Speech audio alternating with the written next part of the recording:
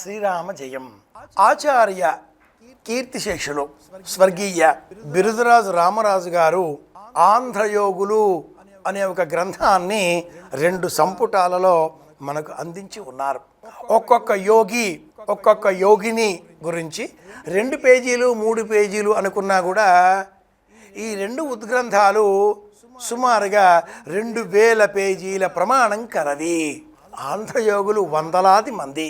ఇలాంటి ఆ పరిచయాన్ని మనం తెలుసుకున్నప్పుడు మన మనస్సు ఏదో ఒక తెలియని ఆనందంతో ఉప్పొంగుతుంది. యోగం కలిగి ఉండడం మానవ లక్షణం. అయితే ఆ యోగాన్ని ఆచరణ రూపకంగా మనకు ప్రదర్శించి యోగ సిద్ధిని పొంది యోగంతో జీవితాన్ని పరిపూర్ణం చేయడం మహాత్ములకు మాత్రమే సాధ్యం. వారిలో ఒకరు లక్ష్మవ్వ అవ్వ. ఆదోని లక్ష్మమ్మ మహాయోగిని. ఆ క్షేత్రంలో రథోత్సవం ఈనాటి విశేషం. ఆదోని లక్ష్మమ్మ మహాయోగిని. యోగము అనగా మనస్సు పైన నియంత్రణ కలిగి ఉండడం. ఆ యోగిని రథంలో కూర్చుండబెట్టి ఆలయాన్ని అలంకరించి రథాన్ని కూడా అలంకరించి వీధులలో ఉత్సవంగా ఏర్పాటు చేసేటటువంటి ఈ ప్రత్యేక సందర్భాన్ని పురస్కరించుకొని దర్శనం చేసే ప్రయత్నం చేద్దాం.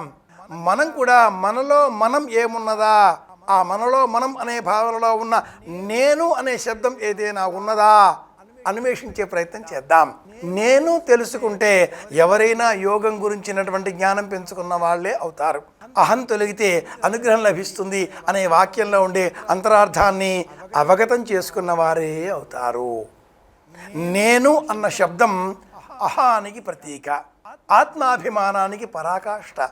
నేను అన్న శబ్దం తెలుసుకుని ప్రాథమిక దశలో ఆత్మబుద్ధి అనే జ్ఞానంతో నాకు సంబంధించిన జ్ఞానాన్ని గౌరవాన్ని కొంత కాపాడుకునే ప్రయత్నం చేస్తాం మనమంతా కూడా.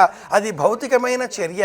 కానీ పరిధిని మించి అంతా నాదే, నేనే శాశ్వతం, నేనే అన్నప్పుడు ఆ నేను మాత్రమే మిగిలి మనం అన్న శబ్దం అంతర్ధానమవుతుంది. దైవం అనే శబ్దం అసలు కంటికే కనిపించకుండా పోతుంది. అలా కాకుండా అయమాత్మా పరం బ్రహ్మ, ప్రజ్ఞానం బ్రహ్మ, తత్వమసి, అహం బ్రహ్మాస్మి అనే 4 మహావాక్యాలను, 4 వేదాలకు సంబంధించిన ఈ 4 మహావాక్యాలను ఎవరైతే మనసులో నిరంతరం స్మరిస్తూ ఉంటారో వాక్యార్థశ్చ విచార్యతాం శృతిమత పక్షోను సంధీయతాం. శంకర భగవత్పాదుల వారి వాక్యం ఇది. అలాంటి జ్ఞానం పెంచుకున్న వారికే యోగం అంటే ఏమిటో తెలిసి వస్తుంది. యుగ్మము అంటే 2 కాని 1 అయిన జీవితాన్ని గడపడమే యోగ జీవితం. ఆ యోగాన్ని నిత్యాభ్యాసంగా పెట్టుకున్నప్పుడు ఏమీ చేయకుండా ఉండడం యోగం, హఠయోగం అని చెబుతూ ఉంటాం. అలాగే యోగ ఆసనాలు అన్న పేరిట ఎన్నో ఆసనాలు వేస్తూ ఉంటాం. అవన్నీ కూడా భౌతికమైనవి. నిజానికి యోగము అన్న శబ్దాన్ని మనం ఏమిటి అని ఆలోచన చేస్తే ఆంగ్లంలో మంచి నిర్వచనం ఉంది. Doing nothing is called yoga. ఏం చేయకుండా ఉండగలగడం యోగం, ఇది అర్థం. కానీ ఈ స్థితి చాలా కష్టమైనది. మీరంతా వింటున్నారు, నేను చెబుతున్నాను. అనేకమైన వార్తా ప్రసారాలు దిగువన బారులుగా వెళుతున్నాయి. కాసేపు అయ్యాక మనం మరింకేదో కార్యక్రమం చూస్తాం. కన్నులు, చెవులు, చర్మము, శరీరము, దేహము, వీటికంటే మించి వీటిని నిర్వహించేటటువంటి మనస్సు పనిచేస్తున్నది. అదిగో ఎవరో వచ్చారు. మనస్సు పక్కదారి పట్టిందే అర్థం. మనం యోగ మార్గంలో లేం. యోగ మార్గంలో ఉన్నవారికి మనస్సు నిరంతరం స్థిరంగా ఉంటుంది, స్థిర బుద్ధి కలిగి ఉంటుంది. స్థిరత్వంతో జీవితాన్ని ముందుకు తీసుకువెళ్ళగలిగితే డబ్బు ఉన్నా లేకపోయినా, సమస్యలు ఉన్నా లేకపోయినా, ఆరోగ్యం ఉన్నా లేకపోయినా యోగ జీవితాన్ని గడిపిన వాళ్ళం అవుతాం. భగవాన్ రమణ మహర్షుల వారికి వ్యాధి వచ్చిన నేపథ్యంలో వైద్యులు ఎవరో వచ్చి ఔషధం ఇచ్చే ప్రయత్నం చేస్తే ఔషధాన్ని మీరు ఈ శరీరానికి ఇస్తున్నారు, నాకు కాదు. కాబట్టి ఆయన మహాయోగి. యోగీశ్వరులు, యోగులు ఎక్కడో కాకుండా మన చుట్టుపక్కలే ఉంటారు. మనలో కూడా ఒక యోగి దాగి ఉన్నాడు. తెలుసుకునే ప్రయత్నం చేయాలి అంటే ఎవరైతే యోగ జీవితం గడిపి ఉన్నారో అలాంటి వారి గురించి కూడా తెలుసుకునే ప్రయత్నం చేద్దాం. అందులో ఒకరు లక్ష్మమ్మ గారు, మహాయోగిని. ఆదోని లక్ష్మమ్మ అన్న పేరిట సుప్రసిద్ధం.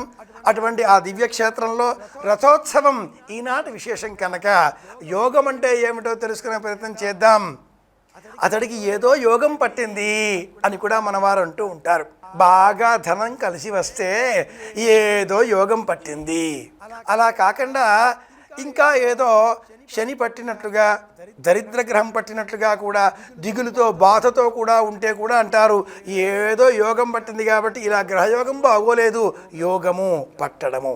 దిగువగా బాధతో ఉందామా, ఎగువ వైపు ప్రయాణిస్తూ ఆనందంగా మన జీవితాన్ని మార్చుకుందామా అనేటటువంటి మార్గంలో నిర్ణయం మనదే. యోగుల గురించి తెలుసుకుందాం. ఆంధ్ర యోగులలో ఆతోని లక్ష్మమ్మ గురించి తెలుసుకుందాం. రథోత్సవం తిలగించే ప్రయత్నం చేద్దాం. ఆనందంగా, ఆరోగ్యకరంగా అందరి క్షేమాన్ని కోరుతూ మళ్ళీ రేపు కలుసుకుందాం. శుభమస్తు. శ్రీరామ జయం.